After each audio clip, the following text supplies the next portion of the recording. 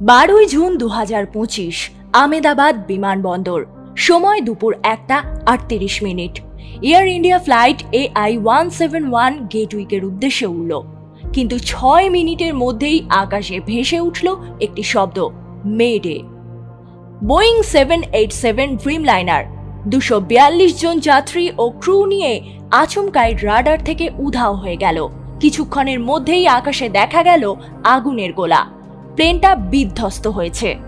ঘটনাস্থলে ছুটে আসে ফায়ার ব্রিগেড, NDRF, পুলিশ ও সেনাবাহিনী, কিন্তু সময় শেষ। এখনো পর্যন্ত 204টিরও বেশি মৃতদেহ উদ্ধার হয়েছে। মাত্র একজন বেঁচে আছেন, সিট 11A এর যুবক।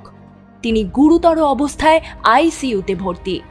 এই দুর্ঘটনায় প্রাণ হারালেন 169 জন ভারতীয়, 53 জন ব্রিটিশ, 7 জন পর্তুগিজ ও 1 জন কানাডিয়ান নাগরিক।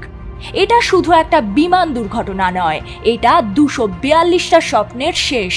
একটা প্লেন, একটা পরিবার, একটা দেশ মুহূর্তে শোকস্তব্ধ।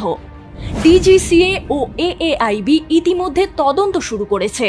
প্রশ্ন উঠছে, কার ভুলে এমন ঘটনা? যান্ত্রিক ত্রুটি নাকি মানুষের অবহেলা?